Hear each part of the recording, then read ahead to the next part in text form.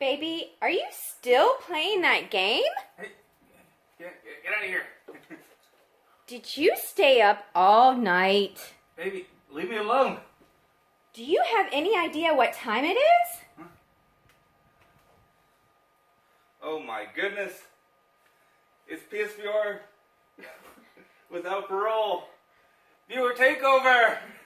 No, it's time to go mow the yard, you lazy sack of shit.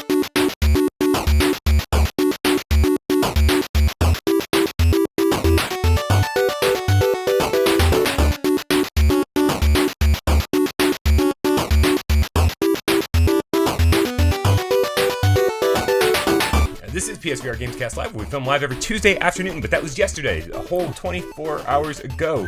Today, these were the days. Let's do the time warp again. Anybody? Jump. You know, actually, someone made a really good point. No. Since Disney officially owns Fox now, Frankenfurter is a Disney princess. Who is? Those sirens are Frankenfurter. Oh. They're arresting us for even having this conversation. Yeah, really. There's enough Disney princesses. But that was yesterday. Every today we do the pre-recorded part as viewer takeover. When we let you, the loyal game cats, we let you take over the show. As always, my name's Brian Paul, and the guy in the middle. But In the guy in the middle is let's not make that joke. It's that kind of show. It's Desiree the Strange. Hello. Yeah. You know, far end, far past Jeremy. Over there. Is Jeremy Michelle. She technically is way down. She's climbing up the side of the building. Can you please pull her in the window? Come on, Mama. That would be impressive. Hello. We need to discuss rescheduling this week's stream if that's a possibility. Oh, yeah. Is that a possibility? The internet went back up probably around I think midnight. Oh, okay. We'll see about yes, so Thursday you maybe. didn't want to do it at midnight? I was in bed actually. My phone all of a sudden the internet worked while I was trying to look for clothing. I was in bed like an hour before you would have started the stream. And Yeah. I got the ding and I was like, oh, he's not going to do it. Back to bed. Yeah. All right. I was upset. So first of all, we always want to thank some very, very important people before we get the show started. And the first one, of course, is Mom. This is kind of thanks, Mom. Actually, I was sick all weekend. My parents stopped by with supplies, so thank you, Mom and Dad. Very nice. It was very nice. They brought me coffee. I was like, you guys know exactly what I needed. But no, we want to thank. This is weird. We didn't have a viewer takeover introduction this week for the first time in probably 2 years. Wow. So I went into the archives and found a classic viewer takeover introduction. So that at the beginning was Texatron, the little cat. That was one of my favorites. The whole back and forth with the wife. I love it. Yeah. The kid trying to mess around with while he's trying to play video games. It's like the classic American dream. It's life. Yeah. It's life. Not my life. That's true. But I hear it's just fucking horrible. So thank you very much, Texatron. Also, we want to thank these people. These people down here. Down there. These are the loyal Patreon supporters who went to patreon.com/withoutparole Games. and they're giving us $1 or more every single month. Hopefully you guys know by now that this is almost my full-time job at this point, and so I'm basically living off of your support. No pressure. Lots and lots of pressure. You might think $1 a month is nothing. But if you can get 1,000 of your friends together and give me $1 a month, does it make a difference? Yes. Working around the clock for this sucker. And also, of course, usually Des and I are doing the Litterbox episodes these days, but maybe we'll mix it up soon. Those sirens are nonstop. Yeah. And maybe we'll get Jeremy on a Litterbox episode soon. But those Litterbox episodes are exclusive to Patreon, and I'm trying to find other ways to make Patreon beneficial. Like this past week when I did the interview with Alex Moore, Persistence developer. I said, you know what? I edited out at least 15 minutes of that phone call. Yeah. And I was like, I just put the raw, unedited footage up on Patreon. Well, there you go. And it was so much fun to watch. I was like, I like this better than the edited interview. Yeah. So that kind of stuff is up there for Patreon supporters as well. Cool. Whew. All right. And then the other thing that we always want to thank people who changed their name to GameCat. Yeah. Yeah. So this week we had we sadly had only one. Yeah. We had It's been a good week for the channel. Yeah. But it's been a good week for new subscribers, not old subscribers changing their name to GameCat. Yeah. So the good news is, new subscribers, Welcome. There's a way for you to not just show your support by subscribing, which is awesome, but following the hotcakes in this case, But the originator was Matt the GameCat, Beauty and the Cat. Beauty and the Cat, yes. Yeah. So I would give credit to him. But and this week, Hotcake's name is actually, I think, somewhat appropriate. It is. Deplete. Yeah. The hashtag GameCat. Do you think he's depleting his resources of names? Or do you think he depleted like All the did he, names like, out just there. go out and say nobody change your name this week? Yeah, nobody I'm can pick them all. depleting- Are you sure it's not delete the game cat? Because I know. I feel like he went out and deleted all the ones who changed their names. Yeah, so it's one, oh my gosh, I just stopped. My brain just stopped. We're working. all sick. Yeah, very much so. So basically, it's a way to show your name, to show your support through your name through basically everywhere on YouTube. So you change your screen name to something, the Game Cat, and you can show the world that, hey, we exist and Only we see it. Nobody else sees the word. Yeah, we're just make sure if you do change your name to actually put hashtag GameCat somewhere either in the comments on our YouTube videos or something like that, so that way we can find you. Yeah, hashtag GameCat, all one word. Thank you so much, Hotcakes, for your diligence in changing your name yet again this week. Always. All right, but what we really do here on Viewer Takeover is we scour the videos, we scour the comments, sometimes we scour the Discord server for hashtag Viewer Takeover. We look for your comments, your questions. We read them on the air. Just as is. we don't change them at all because No condiments. no condiments. Salt or pepper. No. As is. Lots of onions. I like onions. I love onions. Yeah. Yeah. Do you like caramelized onions or the raw onions? Both. Yes, me too. Yep. Nailed it. Okay, good. We're all on the same page. Nice. Boy, it's a smelly table. All right, starting up first and foremost with Billy Pa, the Game Cat. Yeah, this one's not even on the page. Can you believe it? He goes, "What do you guys think of the Sony shutting down the DriveClub servers?" I'm glad it happened to somebody else. Oh yeah, like if it was just like why are they just like pinpointing White Moon Dreams, right? Why are they just doing it to them? Yeah. I mean, I know it's one of the more popular ones, but for me, it's a game I never could play. So if I'm going to take the selfish tack on it, it really isn't affecting my life that much. But am I wrong? Was DriveClub a little more popular than Starblood? Or I mean, it was a launch title. Starblood missed the launch window. Yeah. Also, it was like a full-featured racing game. Like it had a robust single player. So even when you weren't playing with friends, there was a lot to do. Yeah. You know, like a lot of tracks to tackle, like a ton of cars. And what's good is that that stuff's not going away. You know, this does It's not. still there. They can still play it. Yeah, and we still have a year. I think it's March 31st or March 30th, whatever, of 2020. So we still have a full year to play it online. So we're getting, much more advanced notice than we did with Starblood. Yeah. But at least our copies of DriveClub, I mean, my selfish take on it is similar to yours, except the fact that I love DriveClub. It's still my favorite car racer out there. Because Gran Turismo doesn't have the full grid of racers, and Dirt Rally is a rally game, which is fine, but it's a rally game. Like I want something traditional, right? And so DriveClub kind of checked a lot of boxes for me, and it's like for me the only full featured racer out there on PS VR.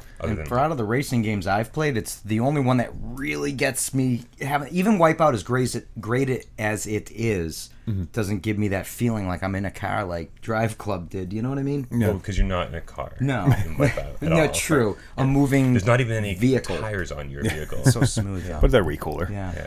No, but I mean, it does beg the question, like, how come DriveClub gets to exist as a single player, and how come we get a year warning for DriveClub, but White Moon Dreams, screw you, I guess. I think it all comes down to just how the game was programmed in the first place.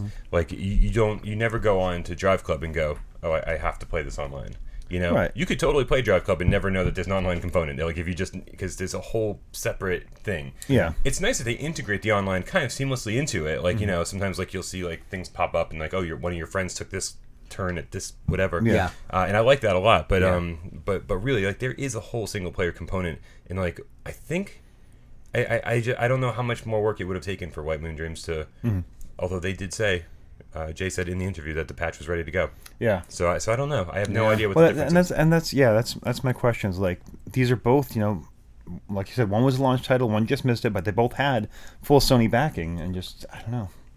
Seems weird. Maybe they're able to see amount of players playing, and they see that Starblood compared to DriveClub did not have the amount of people playing it. That's my question. That would have to be the only metric that matters, right? You'd think, yeah. Yeah. Although Ubisoft just doesn't give a fuck, I guess, because if Eagle Flight servers are still up and running, like who plays Eagle Flight multiplayer? Yeah. Like after the first day. I thought only you did.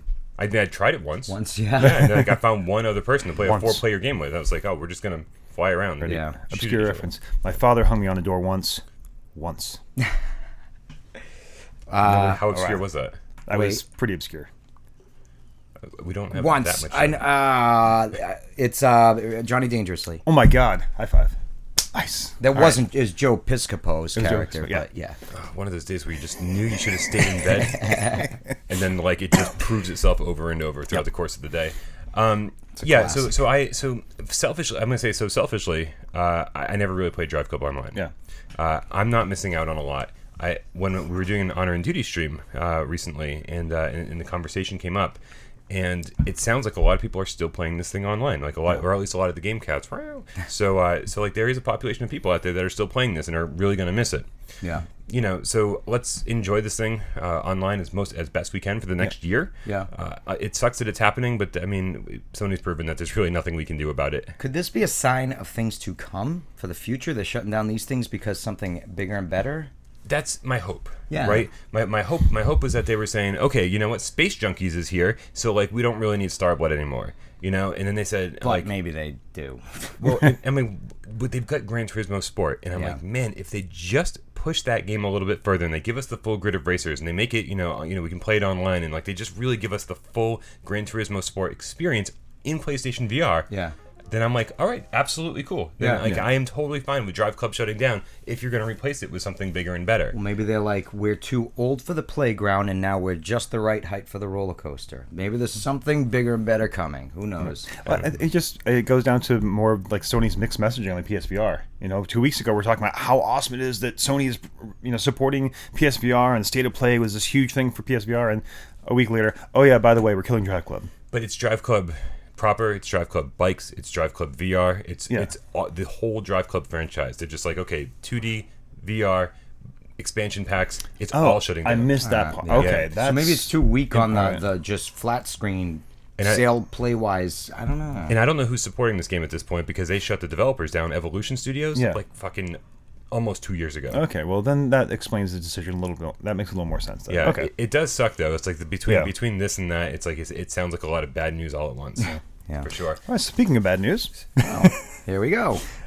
we have Omniscient Android, the game cat, from Viewer Takeover. #Viewer Takeover. I read an announcement from Sony. I read an announcement from Sony that they had sold 4.2 million PSVR headsets. That is correct. You did do that. This is great news.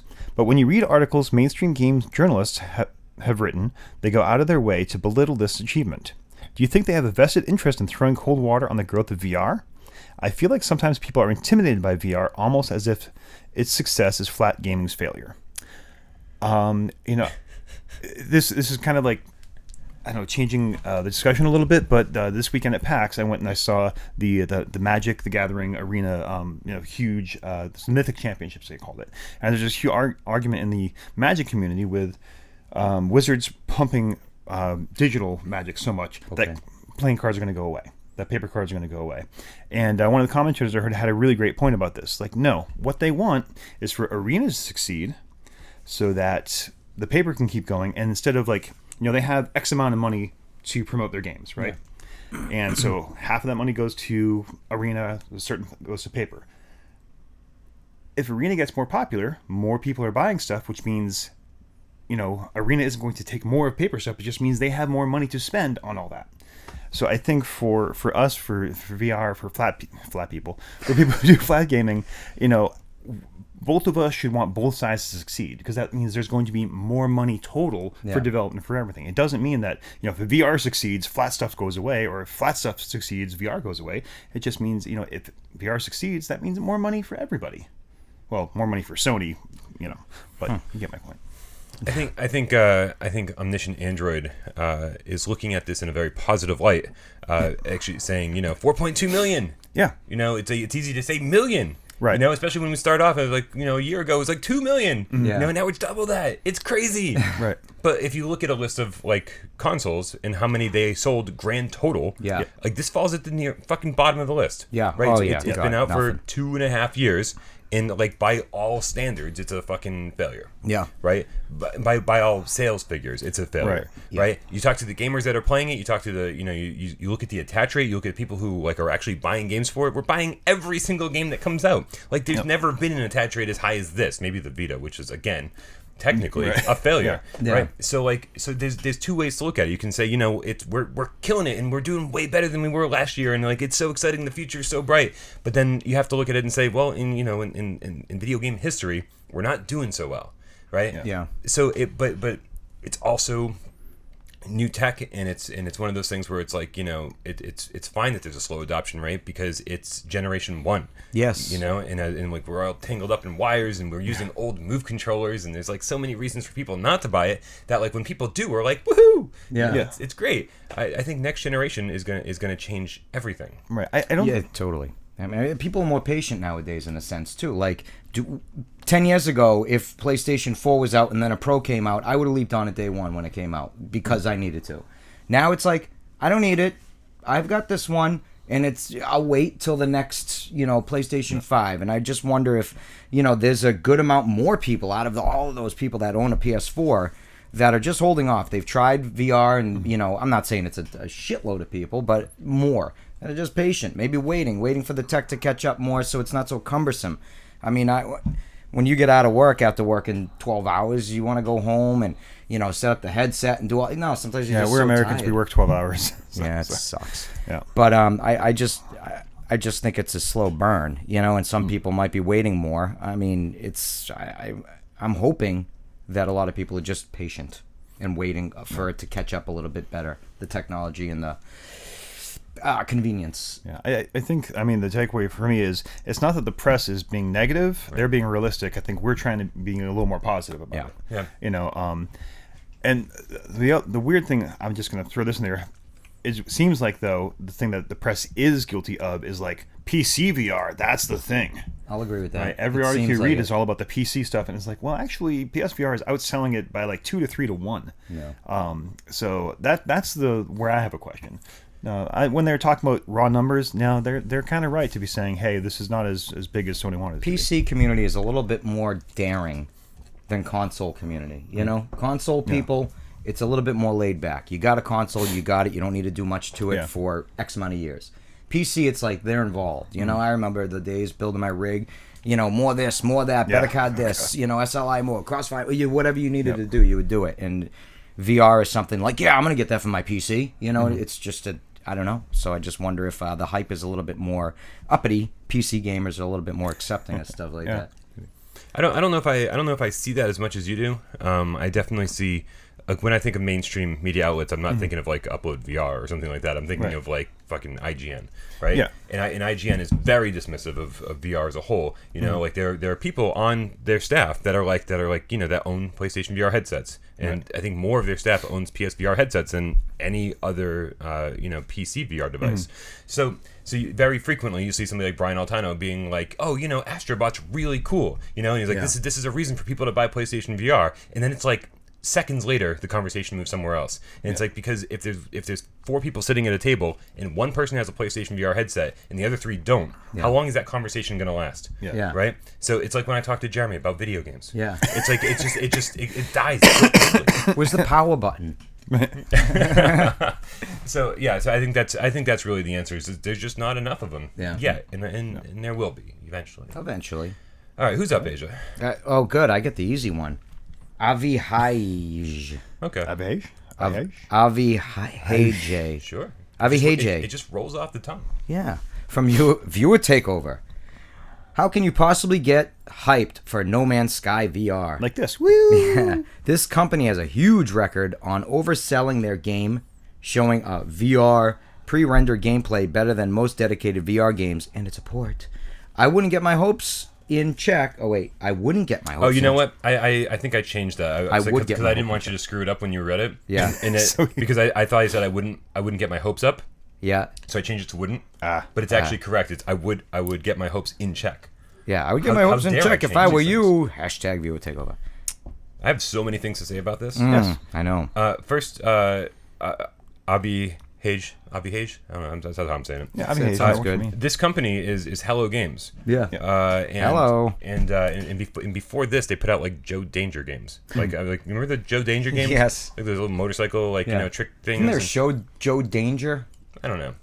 It basically I don't even know if Joe Danger is the correct name of the game, but I think it is. And it's just like these little indie games, And so when Hello Games announced that they were doing this big thing, I was like, I don't know about this, And like a lot of people who were familiar with their track record were like, I mean, they made cute little awesome indie games, Right. and this doesn't seem like them, Yeah. right? Their team's too small for something this big, and so they don't have a huge record of overselling their games. They have a record of misinforming the public about what No Man's Sky was going to be. They oversold that game, but they never. They were a super small, crazy indie team. They kind of still are. That's sort of their thing. That they oversold one game, and it didn't deliver. And so, like, I don't know if huge record is the right way to say that. But the other thing about it is Hello Games, I feel like they're the most committed team on the face of the planet. Yeah. Because a lot of teams would have said, well, that was a fucking failure. We're moving on to our next project. But instead, for the last 2.5 years, It's constant. non-stop updates to the point where if you ask anybody who's been playing No Man's Sky for the last 2 years, they're like, this game is now exactly what they advertised and actually bigger and better than that. Yeah. I mean, this company's backed this up way more than Peter Molyneux did for Fable, Fable 2, Fable 3, and all of the things he promised that never came to fruition in his games, and people still kept going them in their classics. Yeah. I mean, to be on the cynical side, yes, there is a chance that this is a biff also, but I really have a hard time believing that because they got burned so badly in the press about, and there's still people who say, oh, No Man's Sky, that was a failure, that don't know that they put this much work into it, that this game is finally what they developed. And I would be, well, let's just say this. If they promise this VR patch, and if it is a steaming pile of hot garbage, there will no longer be a Hello Games. I mean, they burned the gaming community once and made up for it. Yeah. But if they do it again, then they will completely trash your reputation. I think Hello Games knows very clearly that this is their chance to step up to the plate and really deliver. So I'm very, maybe I'm too optimistic, but I'm very the foundation was there. It's like it wasn't like a massively broken, destroyed game that no matter what they threw at it, was still going to be massively broken. It was a solid foundation. It's just a lot of the stuff was. It's a sandbox without the sand. You know what I mean? And over the last few years, they put some sand in there. So I'm hopeful for it. I think it's going to be pretty goddamn solid. Yeah, and I think there's no way they could have done this without Sony's support. Right. So I think over the last couple of years. I'll never quite understand OBS. That's the answer here. I don't even know what it stands for. Yeah, it's something, obsolete bullshit. Something. I thought it was a woman's is it open source broadcast system? Probably. It's something about broadcast and something. SB. I don't know. I have to look at it. I don't want to look at it.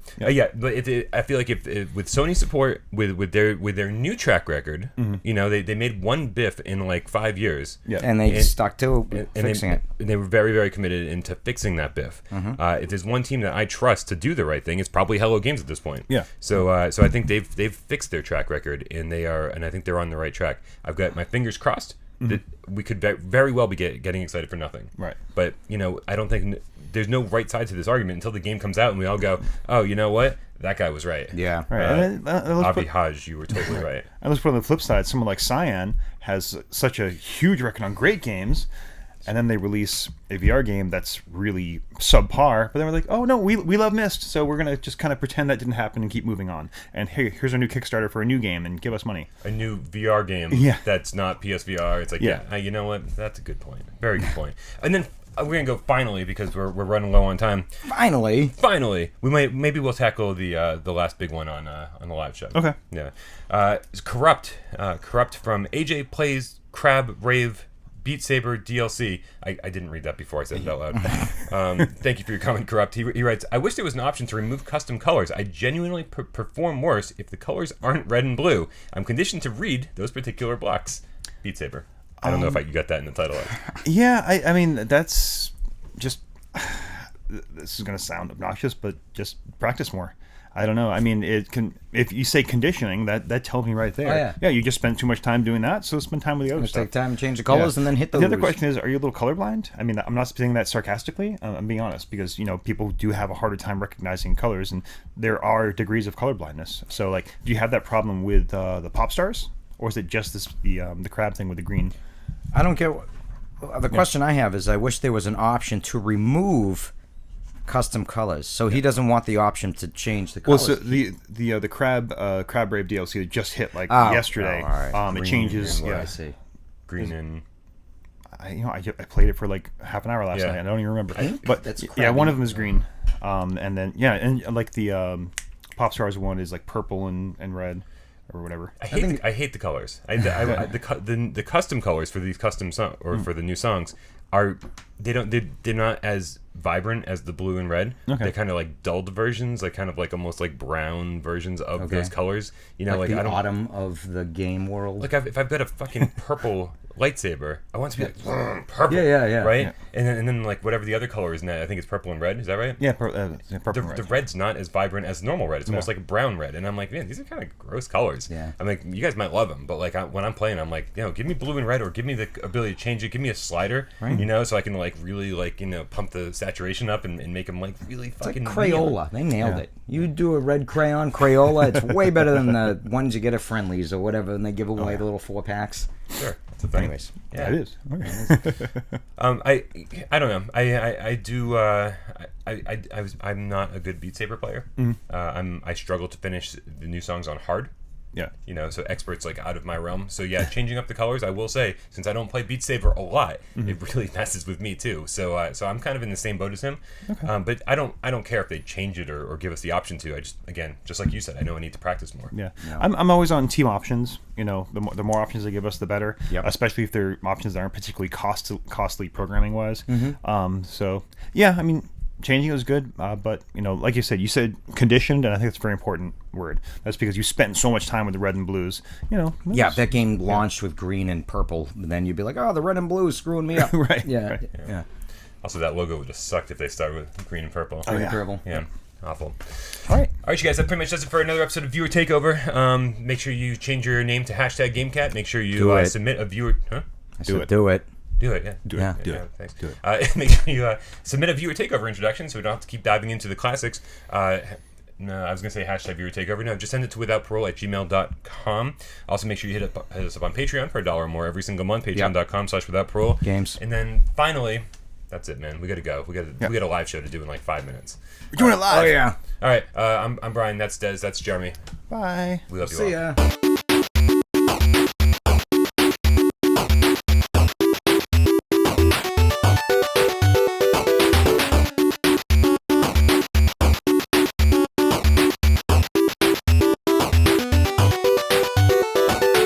Check 1, check 2. Des.